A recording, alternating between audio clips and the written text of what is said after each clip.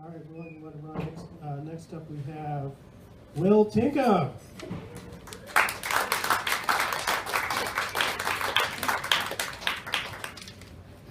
Will Tinkham has published short fiction, most recently in Skive Magazine, About Place Journal, the Fieldstone Review, and D-Day 68th Anniversary Anthology. Why Ain't You a Doc is an excerpt from an unpublished novel. Early work appeared in MSS, Lake Street Review, and the anthology Stiller's Pond, New Rivers Press. Acting credits include the Guthrie Theater and Theater in the Round. He can be found at willtinkham.blogspot.com. Please welcome Will.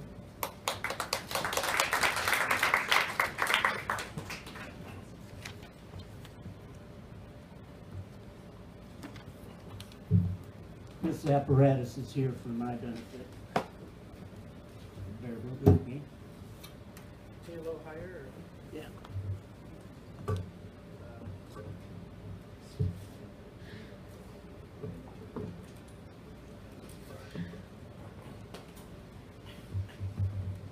probably use up my 9 minutes before reading anything.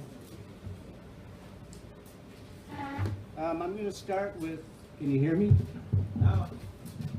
I'm going to start with a blog post I wrote after the book launch of this St. Paul Almanac. It will help describe me and the piece in the book. It's called Fraud on the 21.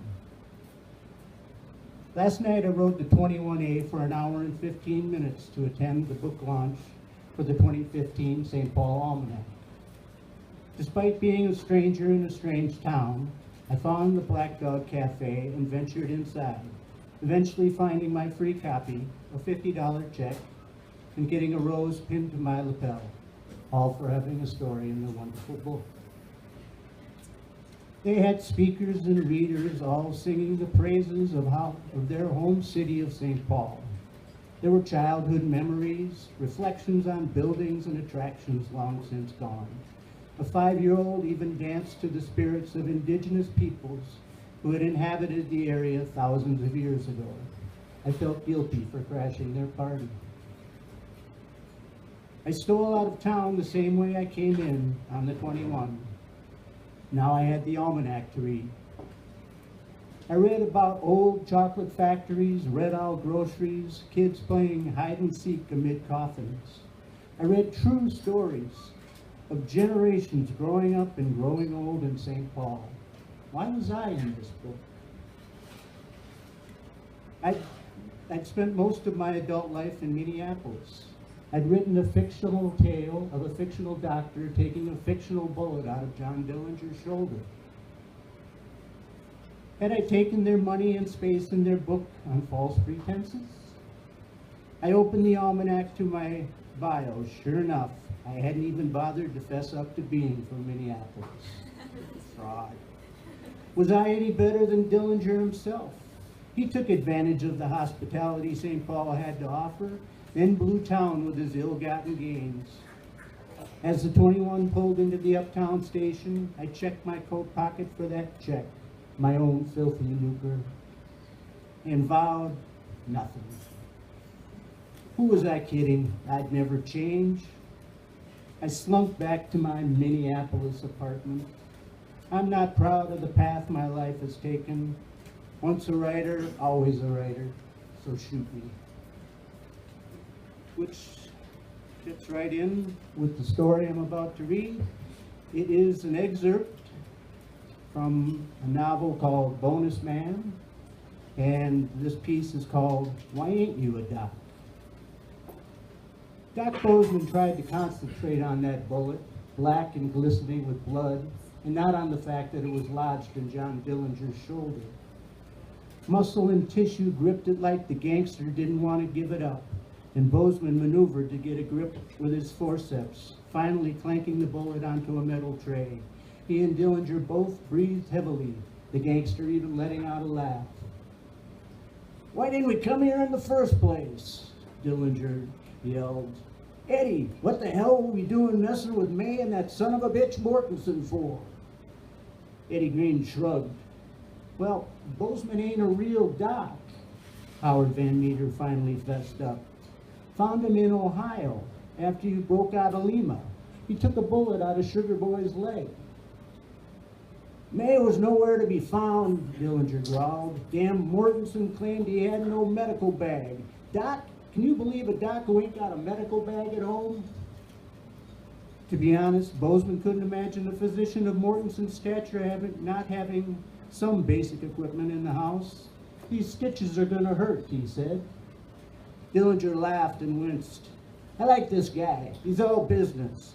I'll take this doc any day, even if he ain't a doc. Why ain't you a doc?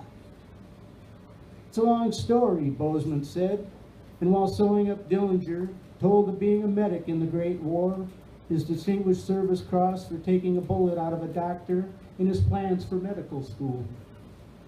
I got sidetracked when this guy pulled a knife on me in a boxcar.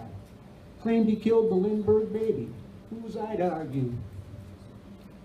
Throws me off the train, drags me to a cliff, says he's gonna gut me and throw me over the edge. He's drunk and pissing into the ravine and somehow falls in himself.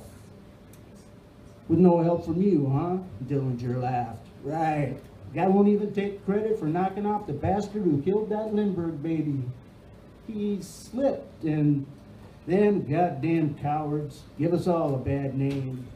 Dillinger reached into his pocket, pulled out a wad of bills. Empty your pockets, boys, he said. This guy's a goddamn hero. Bozeman watched as Eddie Green and Homer Van Meter spread money all over the desk, and Dillinger went on. Even them damn Barkers had sense enough to release the guys they grabbed and save themselves from the chair. Last I heard, the Barkers were leaving St. Paul. Bozeman slapped a bandage on the gangster's shoulder. Well, that's good news. Dillinger slid off the table. They're gonna ruin the good deal we got here. Think this would be enough dough to get you started on being a real doc? Plenty, thanks, but did I mention you were tampering with serial numbers on the ransom money? And I spent some of it. I doubt anyone's gonna look the other way about that. It's funny, I was hoping to somehow get in touch with Mortensen. Thought maybe he'd help, being a war veteran and all. Eddie, Dillinger barked out the door. Give this doc that Mortensen's number.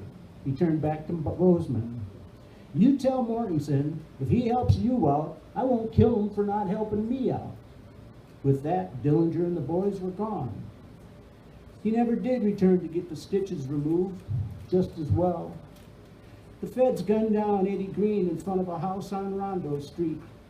In his deathbed delirium, Eddie let out that Dillinger could be found convalescing at Dr. May's clinic. An FBI raid found Dillinger gone, but they grabbed May, who then did a 2-year stretch in Leavenworth. Bozeman tried to contact Mortensen, but the doctor refused to speak to him. It seemed the FBI had been hounding the esteemed physician ever since the night Dillinger showed up at his door. No telling whether Dillinger would have made good on his promise to kill Mortensen. 4 months later, the gangster was set up by a lady in an orange dress and shot down by police outside a Chicago theater. No one knew exactly who set up Homer Van Meter. He was gunned down in a blind alley just blocks from the state capitol a few months later. The St. Paul Daily News reported that Van Meter got off a few shots of his own while the authorities pumped 50 bullets into his body. Nobody reported on Doc Bozeman filling up his medical bag and stuffing his pockets with money. Dillinger and the boys had set him up well. Thank you.